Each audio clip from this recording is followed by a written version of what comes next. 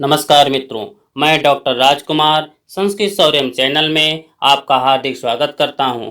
मित्रों, संस्कृत के हर प्रतियोगी परीक्षाओं, संस्कृत के एजुकेशनल नॉलेज तथा विश्वविद्यालयों महाविद्यालयों के संस्कृत पाठ्यक्रम से संबंधित वीडियो सबसे पहले देखने के लिए मेरे चैनल को सब्सक्राइब एवं लाइक करें। मित्रों, संस्कृतम पठत आधुनिकम भवत इस ध्येय के साथ आइए हम कुछ नया सीख लेते हैं। आज हम यूपीटीजीटी के पाठ्यक्रम मेघदूतम के संपूर्ण पात्रों का परिचय आज हम आपके सामने लेकर के उपस्थित हैं। मेघदूतम के पात्र की बात कहें या तो आपके यूपीटीजीटी के अन्य ग्रंथों के जो पाठ्यक्रम में अन्य ग्रंथ रखे गए हैं, सभी ग्रंथों के जो मुख्य पात्र हैं, सभी पात्रों से आपके क्वेश्चन पूछे जाएंगे, क्योंकि आपके पाठ्यक्रम में ही पात्रों का चरित्रण लिखा गया। प्रमुख ग्रंथों के जो आपके पाठ्यक्रम रखा गया, उनके पात्रों का चरित्रण आपके पाठ्यक्रम रखा गया है। यदि पाठ्यक्रम में रखा गया तो स्वाभाविक है उससे प्रश्न बनेंगे, और नहीं है तो आप 1 साल 2 साल देख लें, आप पीछे के पेपर के जो हुए हैं पेपर, उन सब पेपरों को देख लें तो 1 साल 2 साल हर साल के पेपर में 1 2 3 आपको प्रश्न आपको मिल जाएंगे जो पात्रों के परिचय से पूछे जाते हैं। और स्वभावतः बच्चे गलत कर देते हैं, क्योंकि कोई भी बच्चा पात्रों पर ध्यान नहीं देता और स्वभावतः गलत करके चले आते हैं। तो आपको बहुत विस्तार से जानने की आवश्यकता नहीं है, 1 2 बार देने पूरे हम पात्रों को यहाँ लेकर के उपस्थित हैं, और जो सूक्ष्मता जो परीक्षा की दृष्टि से पात्रों का परिचय हम यहाँ पे कराएंगे। तो मित्रों, आज मेरे चैनल पे यदि आप आए हैं, पहली बार आए हैं, तो मेरे चैनल को सब्सक्राइब एवं लाइक कर लें, जिससे कि मेरे द्वारा बनाए अन्य वीडियो भी आपको प्राप्त हो सके। और यदि आप पहली बार नहीं आए हैं, आप पहले से हैं, तो आप कोई दिक्कत नहीं है, आप मेरे चैनल को लाइक कर लें, जिससे कि आपको भी आगे का चैनल धीरे धीरे आपको जितने भी वीडियो होंगे धीरे धीरे आपको मिलते जाएंगे। तो आइए समय न गवाते हुए हम लोग अपने पाठ्यक्रम पे चलते हैं। आज हम मेघदूतम के जो मेघदूतम है, मेघदूतम के जो संपूर्ण पात्र है उसमें से एक एक पात्र का आज हम परिचय करेंगे। मेघदूतम महाकवि कालिदास विरचित खंड काव्य है। इसमें यक्ष, यक्षिणी, मेघ तथा कुबेर इन 4 पात्रों का वर्णन मिलता है। किसमें? मेघदूतम में। जो महाकवि कालिदास द्वारा विरचित मेघदूतम है, उस मेघदूतम में 4 पात्रों का परिचय मिलता है। यहाँ यक्ष, यक्षिणी तथा मेघ का ही संपूर्ण रूप से चित्रण प्राप्त होता है। 3 ही पात्र हैं जिसका संपूर्ण रूप से चित्रण प्राप्त होता है।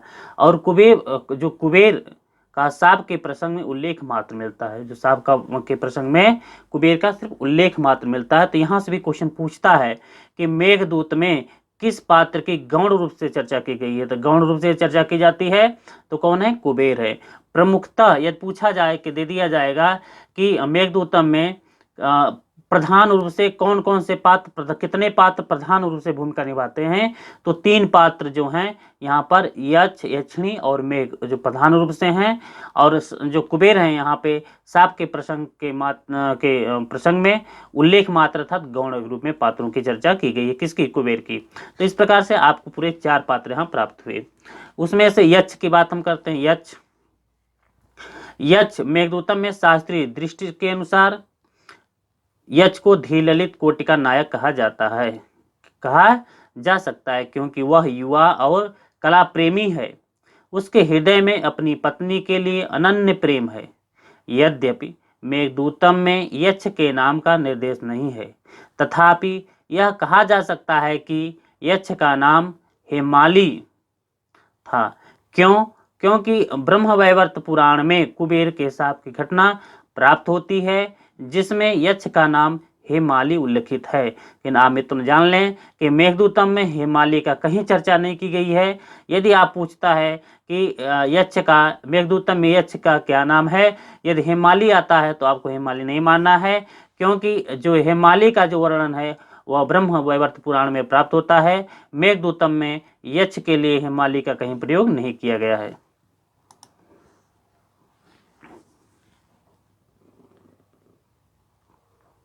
यक्ष देवयोनि का है और उसका भौगोलिक ज्ञान अत्यंत गंभीर तथा यथार्थ है।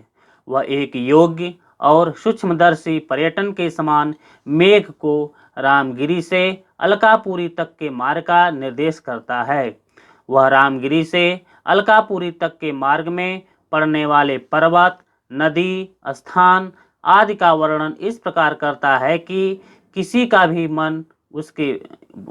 का मन इनके प्रत्यक्ष दर्शन से सहसा आकृष्ट हो उठे। यक्ष का दृष्टिकोण जीवन के प्रति आशावादी है और इसलिए वह कहता है कि सुख और दुख तो आते जाते हैं।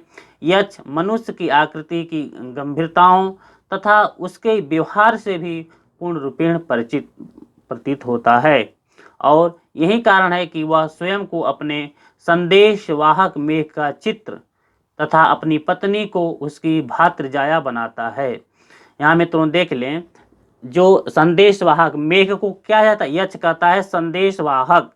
एक क्वेश्चन पूछा जाता है मेघ का एक नाम क्या है, मेघ का एक नाम, यक्ष किसको मेघ के एक नाम से किस नाम से पुकारता है, संदेशवाहक। यदि संदेशहारक संदेशवाहक जो आपको हम दूत के रूप में बता रहे थे, तो जो हम पूर्व कक्षा में जो मेघ दूत के 3 भेद किए थे उसमें एक संदेश हारक भी था। लेकिन देखें संदेशवाहक, जो संदेशवाहक की बात आती है वहां पर संदेश मेघ एक संदेशवाहक के रूप में कार्य करता है। एक क्वेश्चन पूछा जाता है कि मेघ एक संदेशवाहक के रूप में भी है, मेघ को एक संदेशवाहक भी कहा जाता है तथा अपनी पत्नी को भातृजाया बनाता है। क्योंकि वो पत्नी को, मेघ को यक्ष अपने मेघ को भाई मानता है, इसलिए कहता है कि तुम मेरी आपकी भातृजाया, इसलिए अपनी पत्नी को भातृजाया कहता है क्योंकि मेघ को वह अपना भाई मानता है।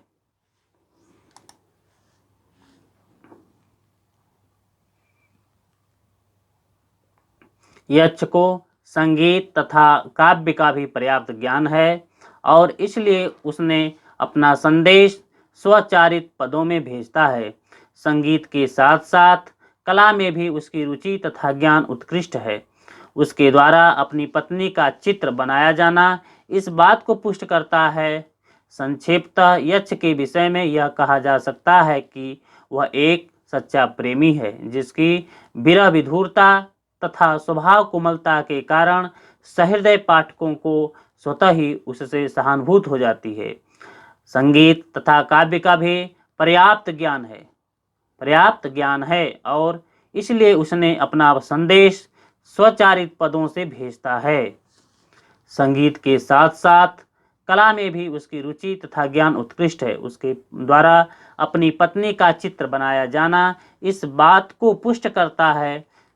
संक्षेपतः यक्ष के विषय में यहाँ कहा जा सकता है कि वह एक सच्चा प्रेमी है जिसकी विरह विधुरता तथा स्वभाव कोमलता के कारण सहृदय पाठकों को स्वतः ही उससे सहानुभूत हो जाती है।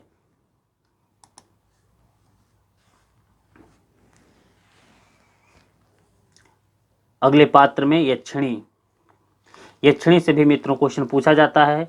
यहाँ से भी स्वभावतः बच्चे गलत कर देते हैं क्योंकि यह भी इंपॉर्टेंट पात्र हैं और यहाँ से भी विशेषण विशेष के रूप में, उसके सचरिता के रूप में, उसके कौशल के रूप में इत्यादि क्वेश्चन पूछे जाते हैं।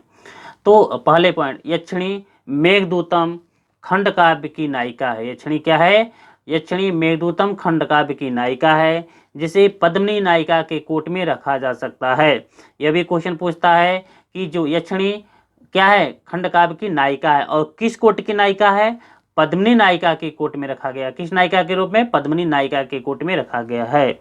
यद्यपि महाकवि ने मेघदूतम में कहीं भी यक्षिणी के नाम का उल्लेख नहीं किया है। ये जान ले कि मेघदूतम में कहीं भी यक्षिणी के नाम का उल्लेख नहीं किया गया है, तथापि ब्रह्मवैवर्त पुराण में यक्षिणी का नाम विशालाक्षी आता है। ब्रह्मवैवर्त पुराण में यक्षिणी का नाम क्या आता है, विशालाक्षी आता है, जिसे स्वीकार किया जा सकता है। हाँ, विशालाक्षी मिलता भी है, उसे स्वीकार भी किया जा सकता है। वह परम सुंदरी है। उसकी सौंदर्य की प्रशंसा महाकाव्य के अनेक श्लोकों में की गई है, अर्थात खंड काव्य में की गई है। वह संगीत विधा में अत्यंत कुशल है। उसके द्वारा यक्ष के नाम वाले पदों के गीत को गाना तथा वीणा बजाना उसके संगीत विद्या विषयक नैपुण्य को प्रकट करता है।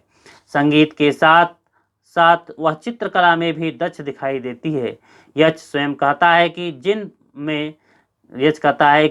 दिन में पूजा तथा चित्रकला आदि में व्यस्त होने के कारण उसका विरहजन्य दुख कुछ कम हो जाता होगा। अर्थात वह यक्ष कह रहा यक्षिणी को कि वह दिन में पूजा तथा चित्रकला इत्यादि से अपने विरह को कुछ कम कर लेती है।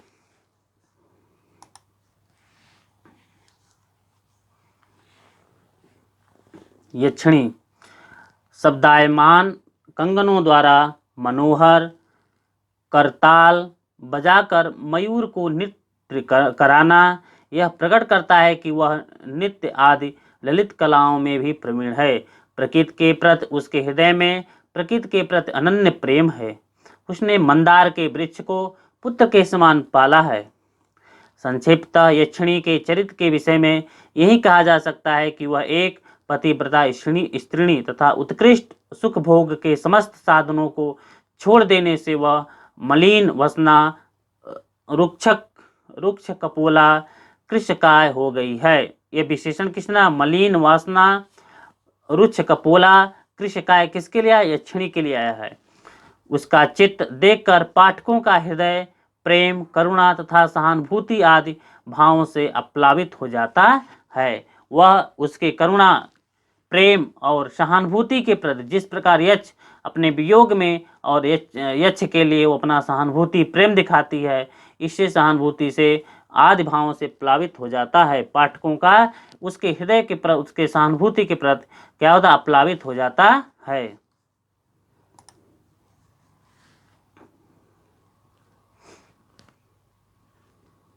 तीसरे पात्र के रूप में है मेघदूतम के जो तीसरे पात्र हैं मेघ। क्या है? मेघ। मेघदूतम खंड काव्य में जहाँ यक्ष और यक्षिणी नायक नायिका के रूप में चित्रित हैं, वहीं मेघ का महत्व भी कम नहीं है। कथानक का मूल आधार यक्ष का संदेश है और उस संदेश को उसकी पत्नी तक पहुंचाने के लिए मेघ को ही दूत के रूप में चित्रित किया गया है। धूम अग्नि जल और वायु के मिश्रण रूप मेघ को दूत कार्य में नियुक्त करना इत्यादि यद्यपि अनुचित सा प्रतीत होता है, तथापि कवि के वर्णन से यह प्रतीत ही नहीं हो पाता कि मेघ सजीव नहीं है। मेघ के दूत कार्य के अनौचित्य का निराकरण यक्ष के उन्मादावस्था में यत्र तत्र घूमने तथा कामीजनों के चेतन विवेक शून्य होने से भी हो जाती है। मेघ शास्त्रकारों द्वारा बताए गए दूत के सभी गुणों से युक्त चित्रित है। जितने भी शास्त्रकार मेघ दूत के लक्षण बताए, सभी लक्षणों में के गुण से युक्त कौन है? मेघ है।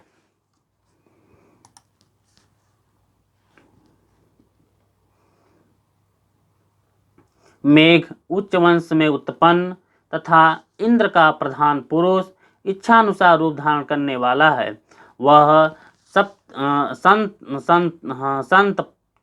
संतप्त जनों की सहायता करने वाला है। वह शिव का अनन्य भक्त है। एक क्वेश्चन पूछा गया है मित्रों, और पूछा भी जाता है बार बार कि जो मेघ है वो किसका अनन्य भक्त है? शिव का अनन्य भक्त है। वह शिव का अनन्य भक्त है। कौन?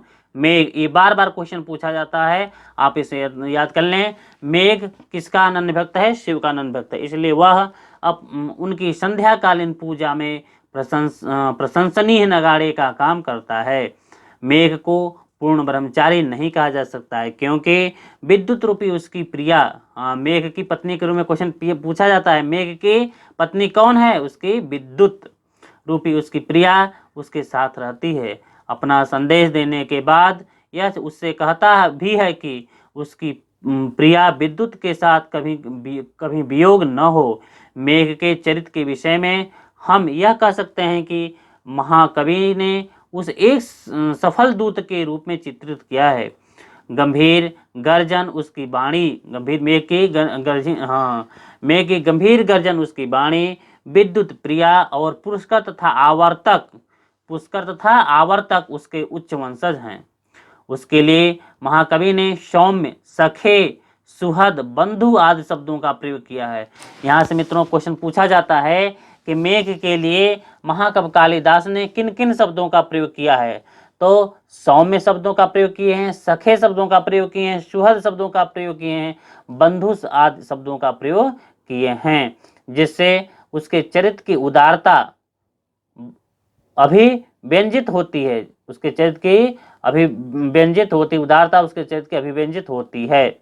मेघ का विशेषण है विरचित, पहला विशेषण है विरचित, वपु अर्थात शरीर निर्माण करने वाला, धर्म लक्षण आदि। तो यहाँ विशेषण, मेघ के विशेषण से भी क्वेश्चन पूछे जाते हैं। तो विरचित वपु, ये भी विशेषण है किसका? मेघ का, अर्थात शरीर निर्माण करने वाला। दूसरा जो विशेषण है वह धर्म लब्ध आदि हैं। इसके रूप में देखें तो यह जो पात्र के रूप में हम आपको परिचय कराए, इन पात्रों में मेघ और यक्ष बहुत इंपॉर्टेंट दोनों पात्र हैं। इनसे क्वेश्चन पूछा जाता है। कहीं कहीं यक्षिणी के रूप में भी प्रश्न पूछा जाता है, क्योंकि पद्मिनी नायिका है और ये नायिका है, और इसके साथ साथ इस खंड काव्य का भी नायिका है। कौन? यक्षिणी। तो इससे भी क्वेश्चन पूछा जाता है। और मेघ से, क्योंकि इसी को दूध बना करके यक्ष अपने यक्षिणी के पास भेजता है, तो इसलिए आपके मेघ भी प्रमुख पात्रों में इसकी गिनती होती है। तो आप इन तीनों पात्रों को देख लें, जितने भी हो सके इससे क्वेश्चन आप एक एक पॉइंट लिख लें। जितने अधिक आप लिख करके नोट्स बना लेंगे, उन पॉइंटों को याद कर लें कहाँ कहाँ से पॉइंट आपको पूछा जा सकता है, जिस पे हम आपसे चर्चा कर लिए हैं और बता भी दिए हैं कि कहाँ कहाँ से क्वेश्चन किया जाएगा। आप उसे याद कर लें, स्मरण कर लें। धन्यवाद मित्रों।